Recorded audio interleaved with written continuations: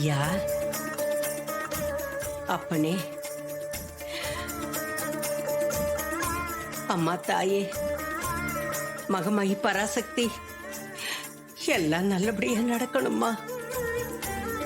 இத்தனை காலத்துக்கு அப்புறம் என் மக ராசராசன் சாமி கட்டி இந்த ஊரையே வலம் வந்து அருள்வாக்கு சொல்ல போறான். அந்த மாதிரி நேரத்துல நீதான் அவன் உணர்வுல உக்கிரமா இறங்கி வந்து அந்த உக்கிரத்தை தாங்கக்கூடிய வலிமையும் மன வலிமையும் உடல் வலிமையும் நீதான் தாய் அவனுக்கு கொடுக்கணும். அவன் உணர்வுல இறங்கி இந்த ஜனங்களுக்கு நல்ல அருள்வாக்கு கொடுக்கணும். அந்த அருள்வாக்கும் பலிக்கணும் தாயி.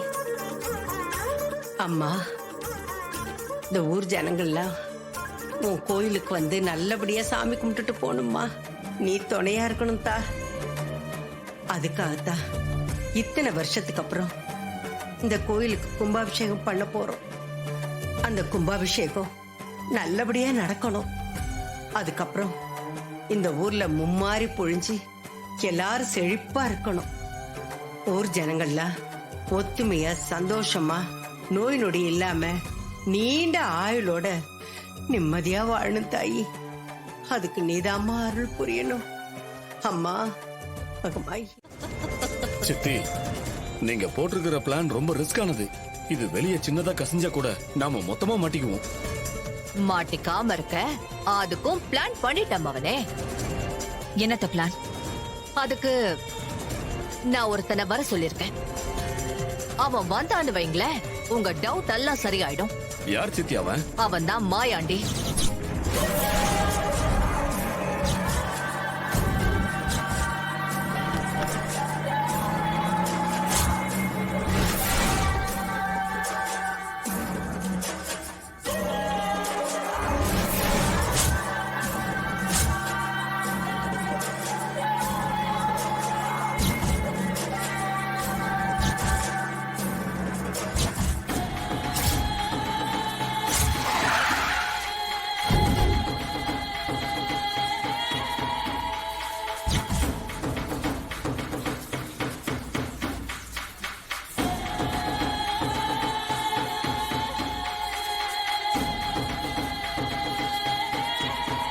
அம்மா, வா மாயாண்டி. வணக்கம்மா. நல்லா இருக்கீங்களா? நல்லா இருக்கேன். என்னம்மா திடீர்னு வர சொல்லிருக்கீங்க? என்ன விஷயம்? உன்னால ஒரு காரியம் ஆவணும் மாயாண்டி.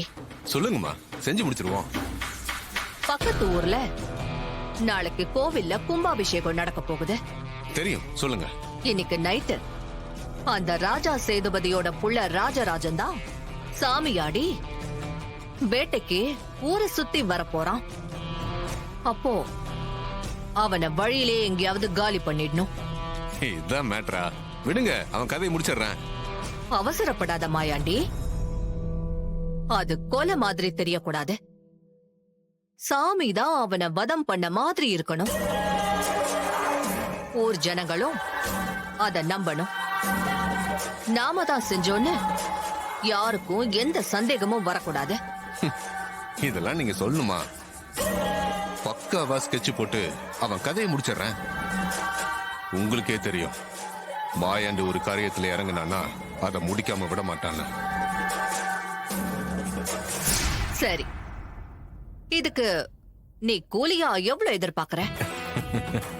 வழக்கமா இந்த மாதிரி ஆளை முடிக்க 5 to 10 லட்சம் ரூபாய் வரைக்கும் கேட்பேன். 10 லட்சம் என்ன, நான் உனக்கு 20 லட்சம் ரூபாய் தரேன். நீ சத்தம் இல்லாம அவனை தீட்டு கட்டிடு, அது போதும். என்னம்மா, என்ன பணத்தாலேயே குளிப்பாட்டுறேன்னு சொல்றீங்க? நீங்க இப்பவே அவனை க்ளோஸ் பண்ணிட்டு தான் நினைச்சுக்கங்க.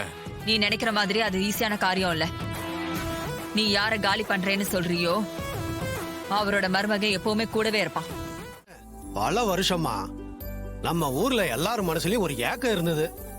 உங்க முயற்சியால இன்னைக்கு அந்த ஏக்கம் தீந்து கும்பாபிஷேகம் நடக்க போகுது. ஐயா ஐயா, இது என் முயற்சி மட்டும் இல்லையா. இந்த நிக்கிறான் பாருங்க என் புள்ள ராசராசன். அவன் குடும்பத்துல இருக்கிற அத்தனை பேரும் ஒட்டு மொத்தமா சேர்ந்து எல்லா வேலையும் இழுத்து போட்டு செய்யறாங்க. அதனாலதாயே என்னால செய்ய முடியுது. இந்த வயசான காலத்துல எல்லாத்தையும் என்னால செய்ய முடியுமா? சொல்லுங்க பாக்கலாம்.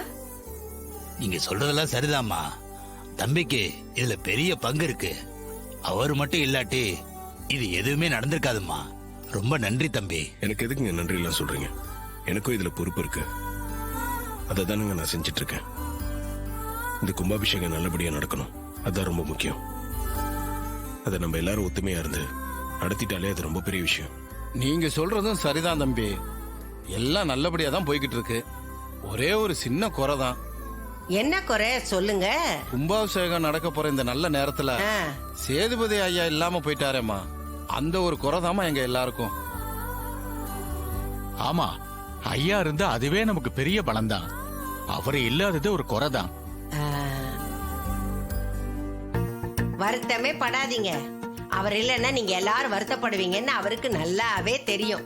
நாம கும்பாபிஷேகம் நடத்த போறோம்னு நான் ஏற்கனவே அவருக்கு தகவல் கொடுத்துட்டேன். அவர் காசியில இருக்கிற விஸ்வநாதர் கோவில்ல இதுக்கான விசேஷ பூஜை எல்லாம் செஞ்சுக்கிட்டு இருக்காரு. நாம நல்லபடியா கும்பாபிஷேகத்தை முடிக்கிற வரைக்கும் அவர் பூஜை எல்லாம் தொடர்ந்து செஞ்சுக்கிட்டே தான் இருப்பாரு.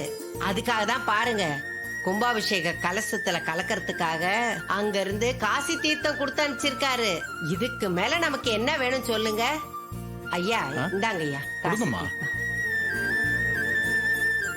ஐயா எங்க இருந்தாலும் அவருக்கு எப்பவும் நம்ம ஊரை பத்தின சிந்தனை தான். ஆ, அதான் அக்கறையா புனிதமான காசி தீர்த்தத்தை அனுப்பியிருக்காரு.